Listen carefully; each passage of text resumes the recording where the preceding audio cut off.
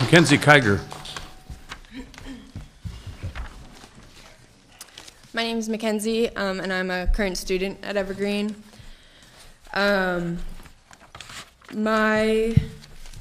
biggest concerns with directly what's been happening in this past spring are the lack of viewpoint diversity, and which is one of my biggest concerns, that if you have offer any sort of alternative viewpoint, which I do have, and you're kind of the enemy. I don't agree with the behavior that has been shown on the campus, and unlike what Ann Fischel has said, I think it is important to focus on the way this was handled. I totally understand that people are upset, but I don't think this was handled in the right way at all, and this behavior has actually been encouraged, and because of this, I feel like people are becoming more violent, and the campus is becoming more of an unsafe place. I have been to several meetings to speak. I've been told several times that I'm not allowed to speak because I'm white. This school seems to focus so much on race that is actually becoming more racist in a different sort of way. And because I say that, because I choose not to focus on race, I have actually been labeled a racist and a white supremacist. And if anyone took the time to actually know me, it's not true at all. But that's what I've been labeled as.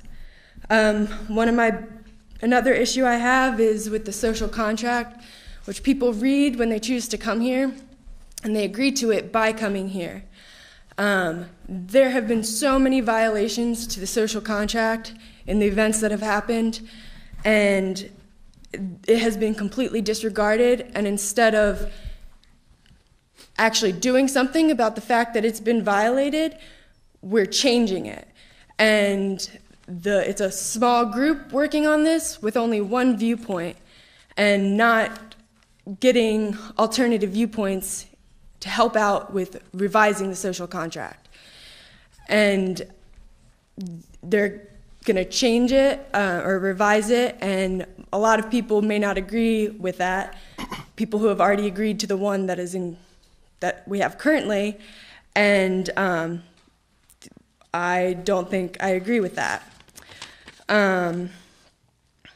I have also talked to several legislators and people who work for Senator Patton, and it seems like they don't have a clear understanding of what's going on as well. And from what I have heard from them, it would seem as though George Bridges may not be completely truthful with what's going on here in regards to safety, because... Your time's up. Okay. Red Weinstein. Hi, thank you for this opportunity to speak. I'm a faculty member here.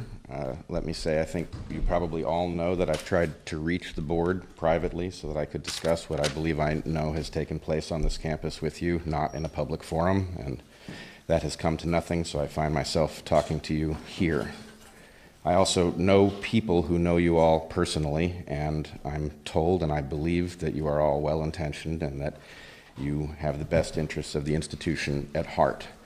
And the problem is that knowing that about you and knowing what I do about what's taken place here, I'm forced to conclude that you must not fully understand what has happened, because if you did fully understand what has happened, you would be forced to act in the interest of Evergreen. So in that light, I want to just simply pose some questions to you about things that I think you need to know that perhaps you don't. Do you know that the college descended into literal anarchy, and that for days the campus was not under the control of the state? It was under the control of protesters, that there were assaults, there were batteries, there was pressure not to report crimes to the police. People were, by the legal definition, I believe, kidnapped and imprisoned. That included faculty members and administrators. Others were hunted on the campus. That lawless bands roamed the campus unimpeded. Police were physically and intentionally blocked by protesters. Police were cruelly, systematically, and personally taunted. They were humiliated and forced to stand down by the president. Students that held different opinions were, by the protesters' own analysis, stalked, harassed, and doxxed, meaning that their names, pictures, and addresses and phone numbers were distributed online. Do you know that concessions made under intimidation and threat during the protest are now being enacted by the college? That includes mandatory bias training for all faculty. This has come about by an agreement between the faculty union, the administration, and protesters. It was not discussed with the faculty. The student code of conduct is now being revised in response to demands by those in violation of that very code. Do you know that although the code of conduct is supposed to protect all of us, that Dr. Bridges decided to selectively suspend it, giving some students license to threaten others based on their participation in the protest? Do you know that the Equity Council, only 25% of which are active faculty, exceeded its charge by proposing a revamp of our college hiring process, that it sought to force the college's acceptance of its sweeping proposal, that it constructed the proposal to limit faculty autonomy, this is by the admission of members of the council within a faculty meeting, and that it wished to avoid discussion with the faculty. That was also admitted in a faculty meeting by a member of the council. Do you know that we as a faculty never discussed the equity proposal? That was despite the clear hazard it poses to the college's ability to remain solvent. Do you know that the equity proposal is predicated on a quantitative analysis that finds equity gaps, but the analysis cannot withstand scrutiny and would likely be considered fraud if presented in a scientific paper? That it was challenged internally and that critics were silenced? Did you say my time is up? That the flawed analysis makes the remedies that have been proposed effectively permanent, and that the council knows this, one of its chairs having said during the rollout that equity at Evergreen cannot be achieved. It must be perpetually pursued. I guess my time's up.